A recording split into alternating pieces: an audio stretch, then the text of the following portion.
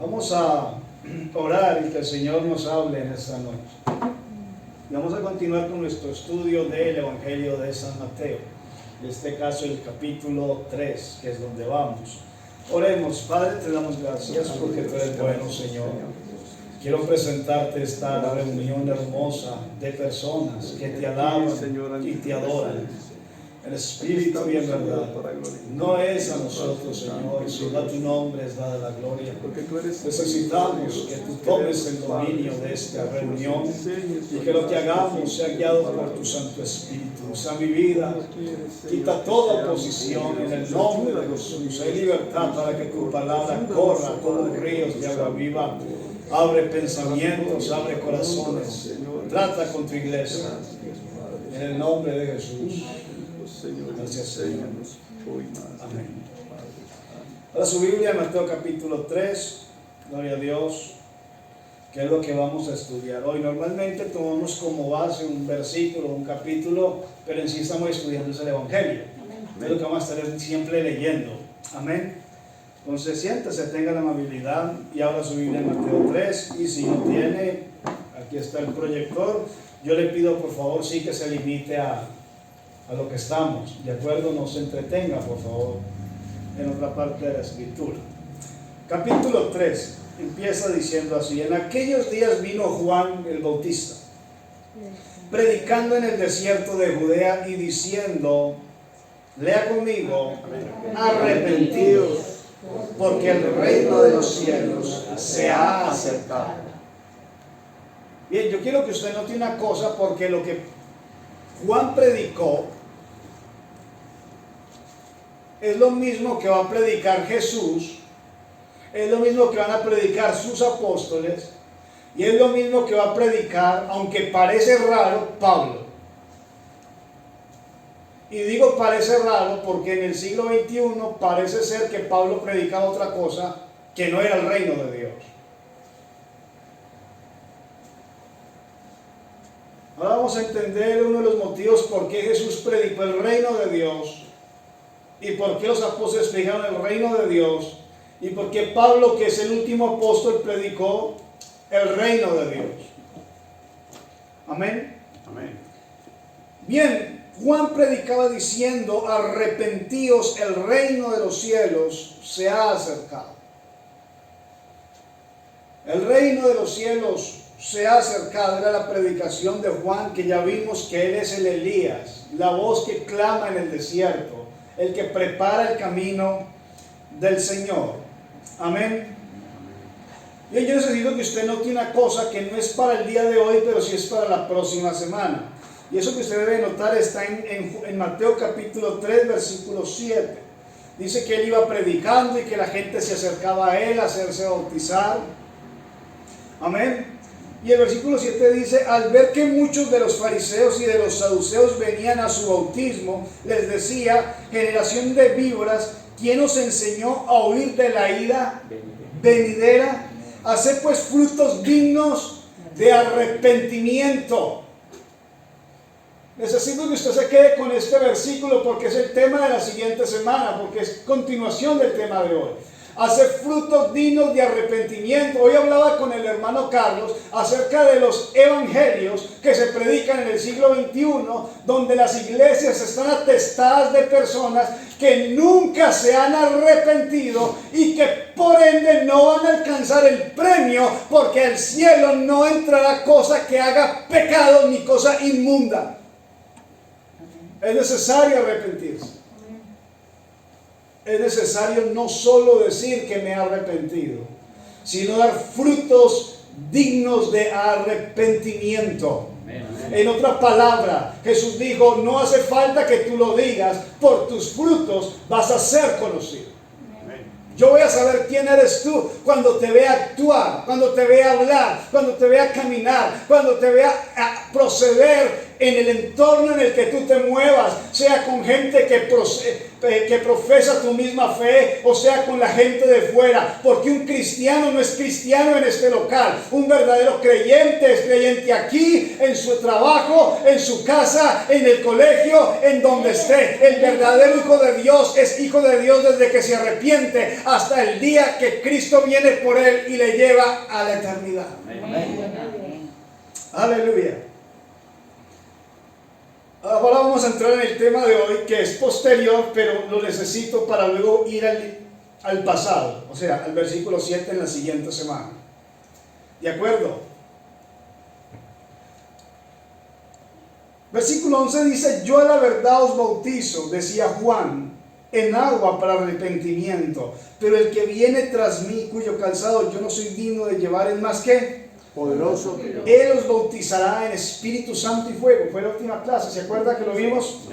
Él. Entonces había un señalado. Juan está diciendo: viene alguien tras mí. Él es el que bautiza en Espíritu Santo y fuego. Bien, ¿qué estaba diciendo? Que ese Jesús, lo vimos la semana pasada, Él es el juez, Él es el que da el Espíritu Santo y Él es el que consumirá con fuego. ¿De acuerdo? Amén. Ahora yo quiero que entremos al 13, que es el tema de hoy. Entonces Jesús vino de Galilea a Juan al Jordán para ser bautizado por él.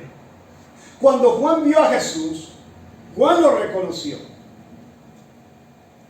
Juan sabía quién era Jesús. Juan sabía que Jesús era el escogido de Dios. Porque cuando María, la madre de Jesús, cuando aún estaba en el vientre, llegó a la casa de Elizabeth, madre de Juan, dice la Escritura que nada más la mujer tocar la puerta, el Espíritu Santo cayó sobre Elizabeth y sobre Juan. Amén. ¿Sí me está entendiendo?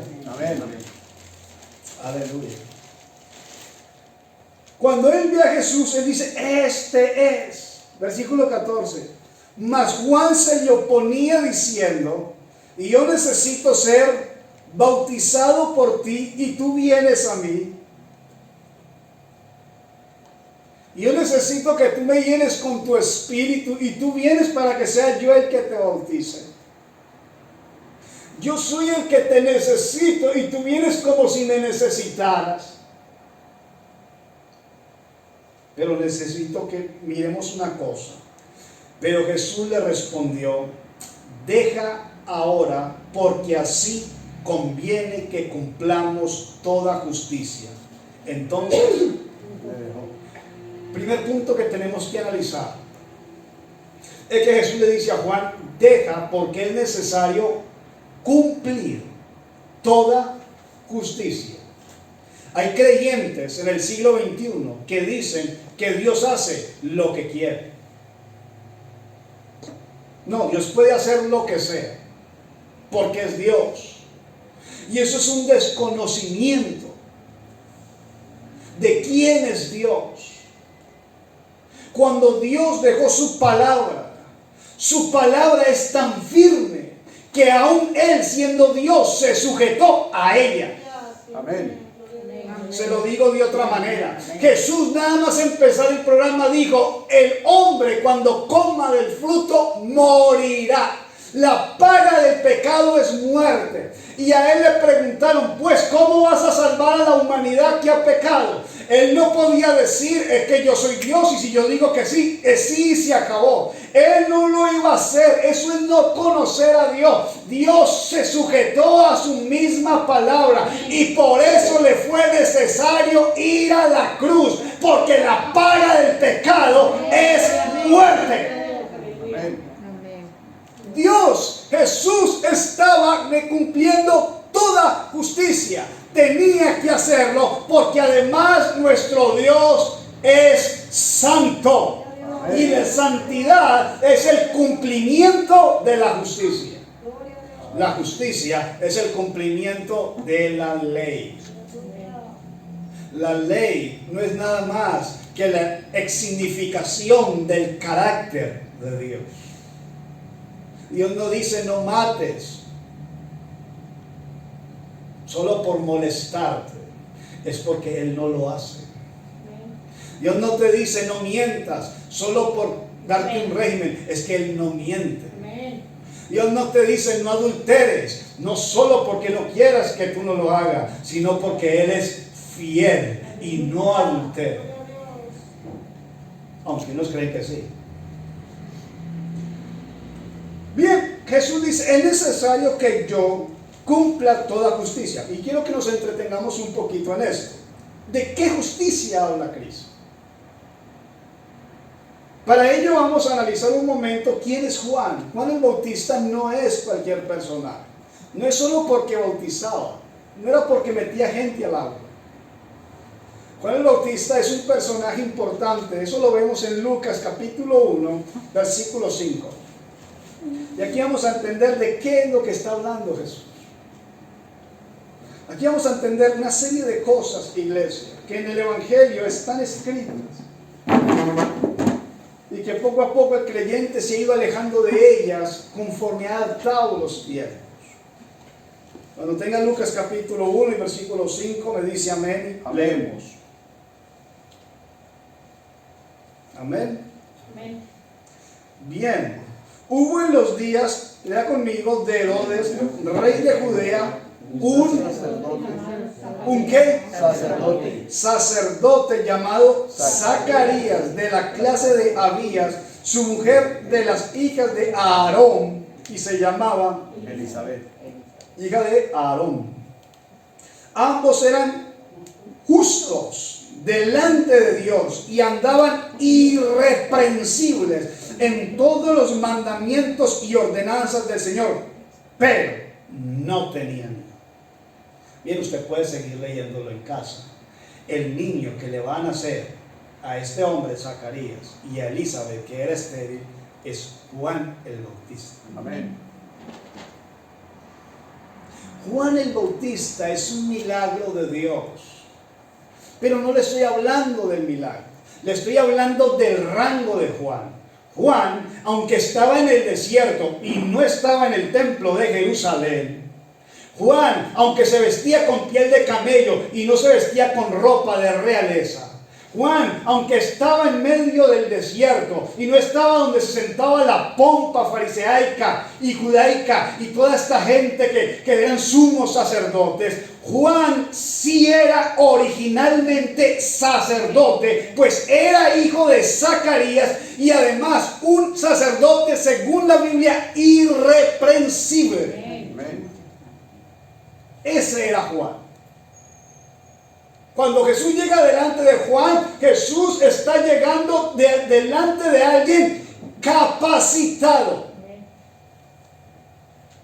Note usted, lo veremos más adelante, que a partir del capítulo 4 Jesús comienza su ministerio. Del 3 en atrás no está el ministerio de Jesús. ¿Por qué Jesús no ha comenzado su ministerio? Porque necesita primero la unción, el punto de salida, el punto de partida, y empieza en aquel momento donde el sacerdote Juan va a poner sus manos encima de él y le va a transmitir su sacerdocio para que Jesús pueda ejecutar su programa de servicio delante de Dios. ¿Me estoy explicando? Usted ve que desde el año 1 hasta el año 30 Jesús no aparece. ¿Cuándo entra Jesús en escena? A partir del momento que Juan ora por Jesús. Juan no quería, pero Jesús le dice, es necesario. ¿Es necesario qué? Que se cumpla la justicia. Necesito comenzar el sacerdocio. Amén. Ahora yo quiero que mire una cosa. Cualquier sacerdote, Hebreos capítulo 7, versículo 28, cualquier sacerdote que quiera ejercer sacerdocio, ¿está en Hebreos, hermana?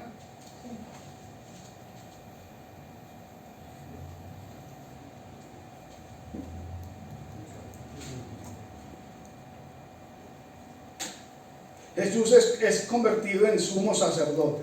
Amén. Hay mucho para hablar de esto, pero vamos a simplificar. Hebreos capítulo 7, versículo 28. dice, porque la ley constituye, ¿a qué? Sumo sacerdote a débiles hombres, pero la palabra del juramento, posterior a la ley, al Hijo hecho perfecto para siempre. Más atrás dice, pero no, dice la palabra del juramento. ¿Cuál palabra del juramento? Es la misma palabra que más atrás dice que Jesús es hecho sacerdote no sin juramento y no sin testimonio.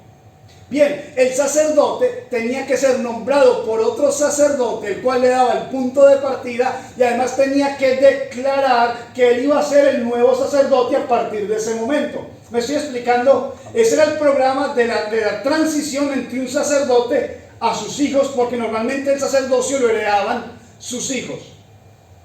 ¿De acuerdo? Ahora, la ley enseña que para que una persona sea sacerdote tiene que tener un buen testimonio y tiene que ser visto y tiene que ser hecho como mínimo de 2. Por el testimonio de 2. ¿Sí? ¿Sí es así o no es así? Entonces, yo quiero que usted se acuerde de que cuando Juan vio a Jesús, dice, este es del que yo decía, el que viene tras de mí. Y cuando lo vio le dijo, yo no te bautizo, al contrario, bautízame tú a mí.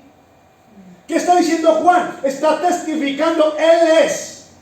Pero el testimonio de Juan no valía, porque la ley obliga que necesariamente tienen que testificar 2 como mínimo.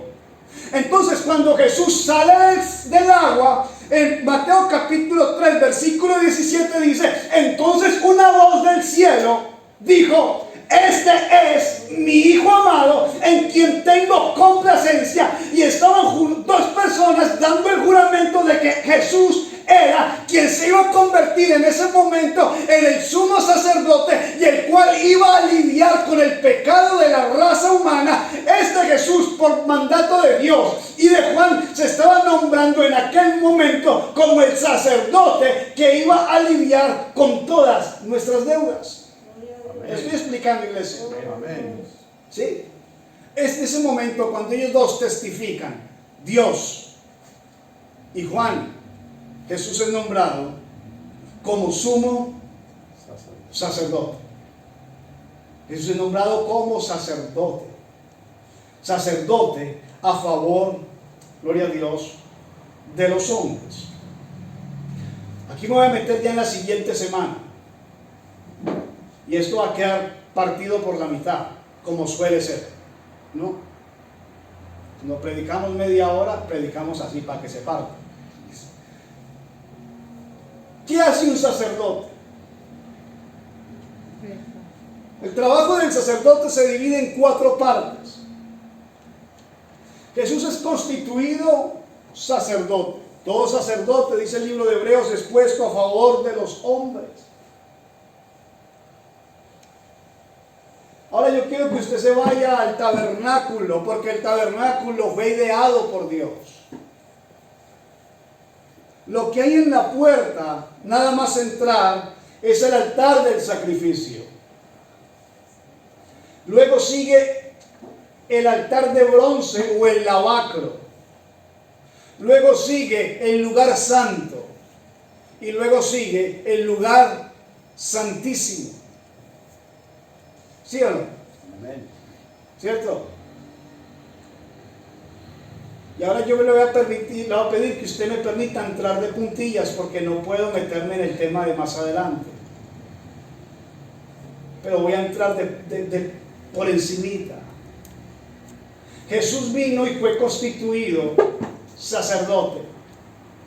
Y Jesús va a cumplir el mismo programa que Dios le mostró a Moisés en el monte, y le dijo que lo primero que tenía que haber era un altar de sacrificio.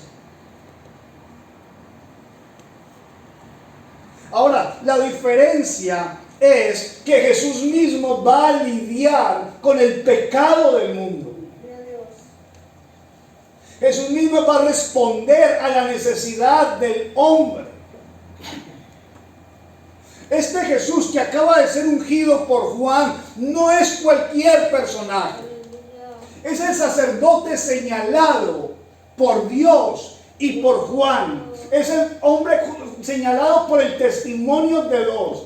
Y tiene que ser un hombre muy calificado y muy capaz y muy santo, porque él va a hacer un programa en el que donde primero va a ir al lugar del sacrificio y al lavacro, pero después va a tener que entrar a la misma presencia de Dios para lidiar con el pecado del hombre.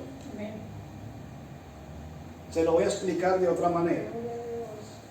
El altar del sacrificio es el altar donde los hombres que pecaban llevaban un animal, y el animal, cuando lo ponían ahí, lo degollaban y empezaban a derramar su sangre, y el sacerdote ponía una vasija para que la sangre cayese en la vasija.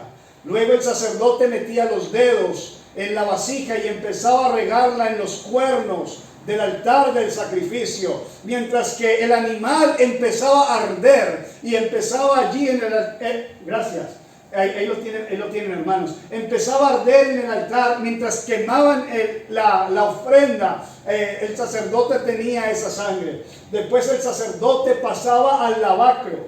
En el lavacro se lavaba de todas aquellas impurezas, de todo el mugre y de todo aquello que te haya dado el altar del sacrificio, que te puede haber dejado manchas de carbón, y de todos los restantes se tenían que limpiar. Acto seguido tenía que entrar al altar, al lugar santo, y tenían que entrar con la vasija de la sangre. Luego tenían que ir a una cortina que dividía el santo del santísimo, y en esa cortina tenían que meter los dedos en la sangre y sobre la cortina rociar la sangre del animal que había sido previsto. Y por último, una sola vez al año, este sumo sacerdote entraba al otro lado de la cortina donde habitaba la presencia de Dios en el día de la expiación. Y si Dios expiaba, había felicidad en el pueblo, pero si Dios no expiaba, aún el sacerdote podía morir en ese evento. Pues déjeme decirle que este Jesús ha repetido y va a repetir los mismos pasos para lograr nuestra santificación. Amén, amén. La diferencia es que nosotros ya no traemos un animal. Solo necesitamos traer la actitud de arrepentimiento. Todo el que confiesa el pecado y se aparta alcanza misericordia. Una cosa no desprecia a Dios: al corazón contrito y humillado, porque no quiere holocausto que yo daría. El holocausto de Dios es el corazón contrito y humillado. El sacrificio que Dios puso por nosotros es el Cordero de Dios, el cual es Jesús mismo, que fue inmolado por la paga de nuestros pecados. Amén. Ahí Jesús oficia la primera obra, el sacrificio. Jesús oficia el sacrificio. Más adelante hablaremos más de eso, pero ahora vamos a hacer. Oficia el sacrificio. Gloria a Dios. Después Jesús muere y resucita. Y resucita, ¿sabe cómo? Resucita purificado. Cuando Jesús resucita, alguien lo va a tocar y él le dice: no me toques. ¿Por qué? Porque del sacrificio he pasado al lavacro. El que está en Cristo, juntamente con Cristo, está sepultado. Porque así como Cristo murió y resucitó para una nueva vida, el cristiano muere y resucita para una nueva vida en Cristo. Amén. Segundo paso: Jesús salió del sacrificio donde hizo la expiación y fue al lavacro. Acto número 3: Jesús volvió al cielo. Jesús ha vuelto. Nadie subió al cielo sino el que descendió del cielo, el Hijo del Hombre que está en el cielo. ¿A qué subió al cielo?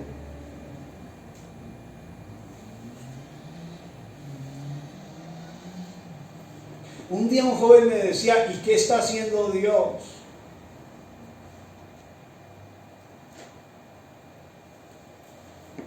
¿Qué está haciendo Jesús? Jesús no está parado. Jesús no está desocupado esperando a algo. Jesús está en el lugar santo. Amén.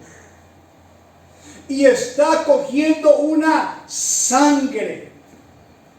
La sangre del cordero que fue inmolado. Y ha ido delante de la cortina. Delante de la cortina que separa el santo del santísimo. Y ha empezado a rociar la sangre, en la cual con sus propios dedos y con la sangre está escribiendo nombre tras nombre.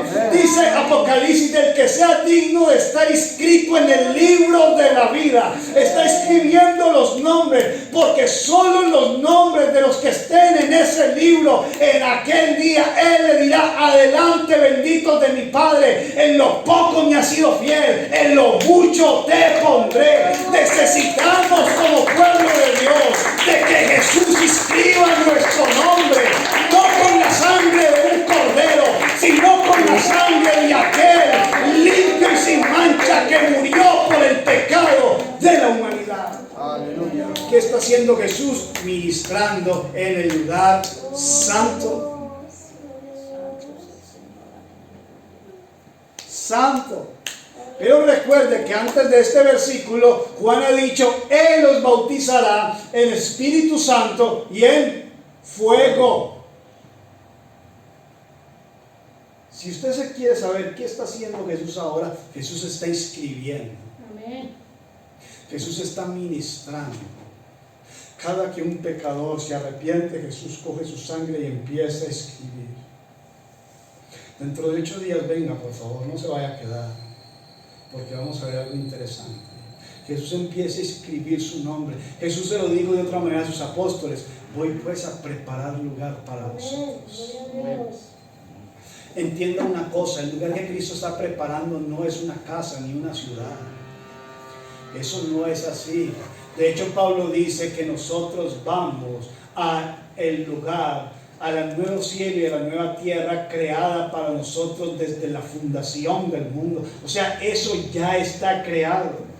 Eso Él no lo va a crear. Cuando Jesús terminó la obra, cuando Dios terminó la obra en el 6º día, dice: y descansó en el 7º de todas sus obras. Y Dios dijo: terminé, ya acabé, eso ya está hecho. Todas las obras de Dios están terminadas. ¿Qué es lo que Dios está preparando? ¿Qué morada está preparando? Está preparando de que usted y yo estemos inscritos en ese libro, porque en aquel día entrarán unos cuantos, unos sin ropa, unos sin el vestido, otros sin el nombre, y en aquel día muchos dirán: Señor, yo iba al culto todos los días, yo iba a la iglesia, yo oraba, yo leía la Biblia. Y el Señor le dirá: apártate de mí, hacedor de maldad, yo no te conozco, porque tu nombre no está inscrito en el libro de la vida. Eso es lo que Él está haciendo. Y si usted quiere saber cómo se escribe el nombre de tu nombre en el libro de la vida, venga dentro de 8 días. Amén. Porque ese es el tema. Y cuando Jesús inscriba el último nombre,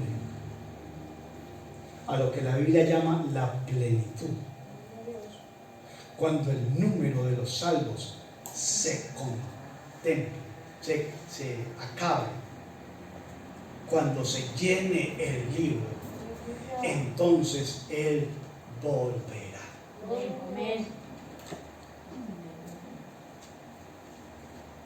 Aleluya. Y vendrá a cumplir la 4ª parte.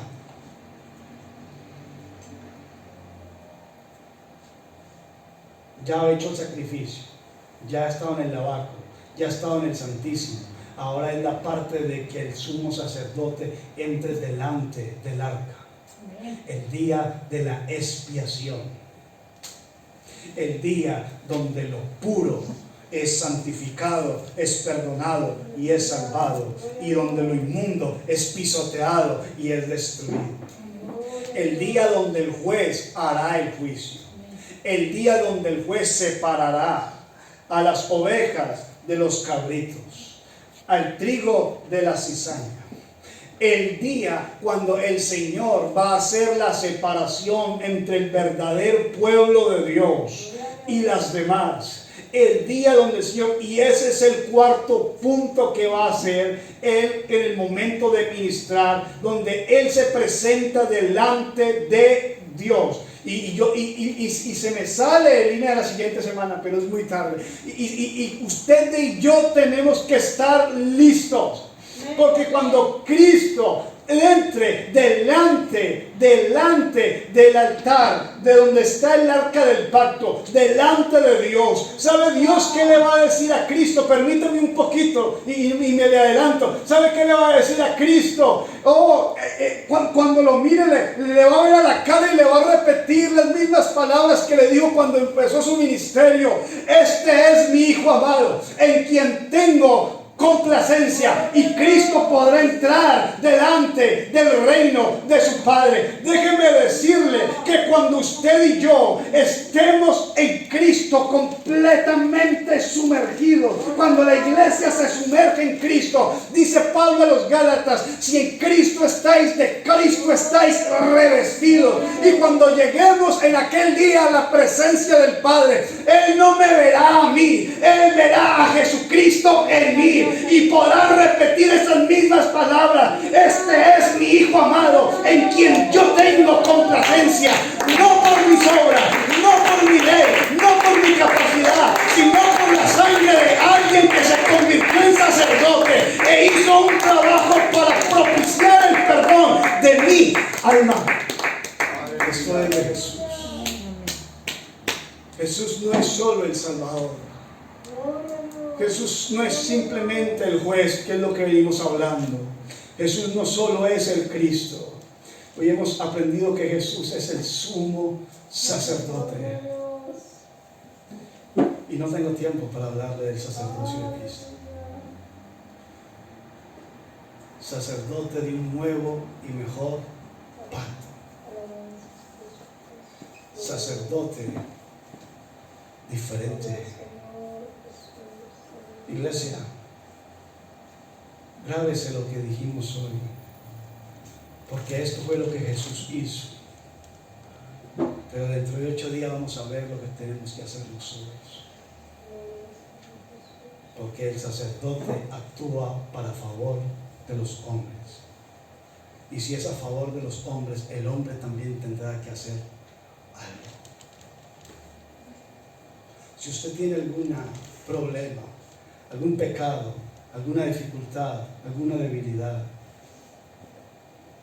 la sangre del sacrificio aún está viva y latente.